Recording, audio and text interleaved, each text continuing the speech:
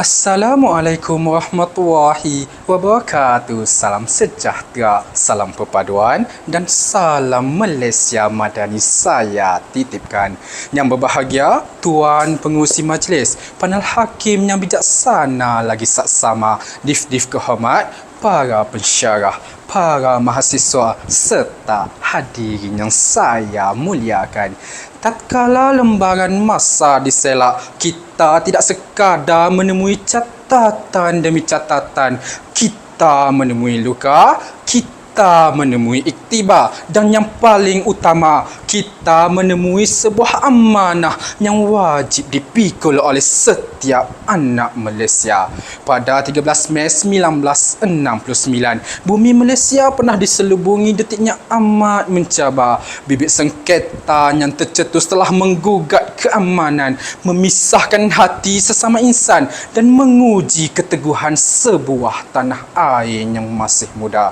Lantaran itu, pada 31 Ogos 1970, lahirlah rukun negara yang ditubuhkan oleh Majlis Gerakan Negara sebagai falsafah kebangsaan yang menjadi pedoman seluruh warga Malaysia. 5 prinsip digarap sebagai tunjang penyatuan bangsa. Persoalannya, setelah lebih 5 dekad rukun negara dimasyhurkan, adakah kita sekadar menghafalnya di bibir atau benar-benar menghayatinya dalam setiap tindak tanduk? Maka, kedaulatan undang-undang Nadi Keharmonian Malaysia menjadi mauduk pidato saya pada hari ini. Hadirin sekalian, bukankah sejarah dunia telah membuktikan bahawa tamadun yang mengabaikan keadilan akhirnya runtuh menyembah bumi? Oleh itu, saya akan membawa sidang hadirin menelusuri 3 nadi utama yang menjadikan kedaulatan undang-undang sebagai denyut kehidupan Malaysia yang aman, adil dan disegani. Nadi pertama, kedaulatan undang-undang menjadi benteng keadilan untuk seluruh rakyat. Sidang hadirin yang saya muliakan, sesungguhnya kedaulatan undang-undang bukan sekadar himpunan akta yang termaktub dalam watak kerajaan, bahkan menjadi neraca yang menimbang setiap insan dengan ukuran yang sama. Tiada sesiapa pun kebal daripada undang-undang, sama ada rakyat biasa maupun pemimpin. Hakikat ini diperkukuh melalui perkara 8 Perlembagaan Persekutuan yang memperuntukkan bahawa semua orang adalah sama di sisi undang-undang. Malah, bekas Ketua Hakim Negara Tun Muhammad Sufian Hashim turut menegaskan bahawa tiada seorang pun mengatasi keluhuran perlembagaan.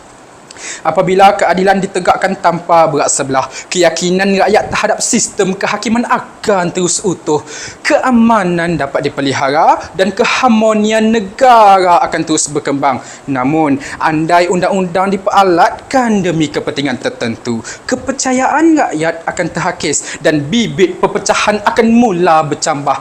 Justeru, mempertahankan kedaulatan undang-undang bukan sekadar tanggungjawab kerajaan, bahkan amanah setiap warga negara demi memastikan Malaysia terus kekal sebagai sebuah negara yang aman, yang adil dan disegani. Nadi kedua, kesopanan dan kesusilaan menyemai keharmonian dalam masyarakat majmuk. Sidang hadirin sekalian, dalam sebuah negara yang dihuni oleh masyarakat pelbagai kaum, agama dan budaya, kesopanan dan kesusilaan menjadi jambatan yang menghubungkan hati sesama insan.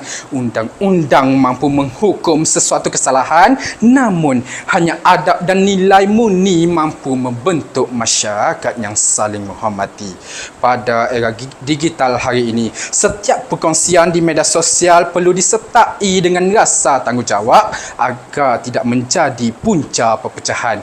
Aforisma Melayu ada mengatakan, telajak perahu boleh diundur, telajak kata buruk padanya. Pepatah ini mengingatkan kita bahawa setiap tutur kata membawa kesan yang besar terhadap keharmonian masyarakat. Oleh itu, marilah kita membudayakan sikap saling menghormati, bertolak ansur dan menjaga adab dalam setiap tindakan. Sesungguhnya, apabila kesopanan menjadi amalan, keharmonian akan terus mekar dan perpaduan akan terus utuh. Nadi ketiga, kesetiaan kepada raja dan negara memperkukuh kelangsungan keamanan Malaysia. Sidang hadirin yang saya hormati, kesetiaan kepada raja dan negara bukan sekadar lafaz dalam ikrar, tetapi diterjemahkan melalui kesediaan ke rakyat mempertahankan perlembagaan, mematuhi undang-undang dan mengutamakan kepentingan negara melebihi kepentingan diri. Institusi raja menjadi lambang penyatuan rakyat serta kesinambungan sistem raja berperlembagaan yang menjadi teras pemerintahan negara.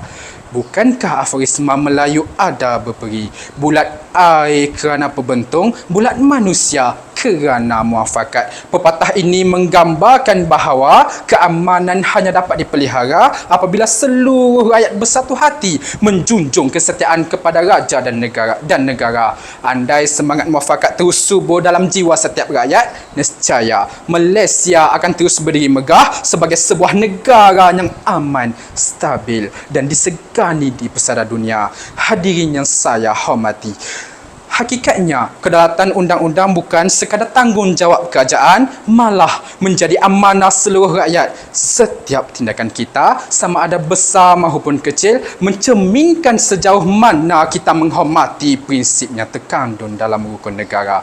Marilah kita bersama-sama menjadikan undang-undang sebagai budaya hidup, bukan kerana takut akan hukuman, tetapi kerana sedar bahawa ketaatan kepada undang-undang ialah asas kepada keamanan, perpaduan dan kemajuan negara. Negara yang hadirin, negara yang kuat bukanlah negara yang memiliki bangunan paling tinggi atau teknologi paling canggih, tetapi negara yang rakyatnya menghormati undang-undang, menjunjung keadilan dan memelihara perpaduan. Sekian, terima kasih.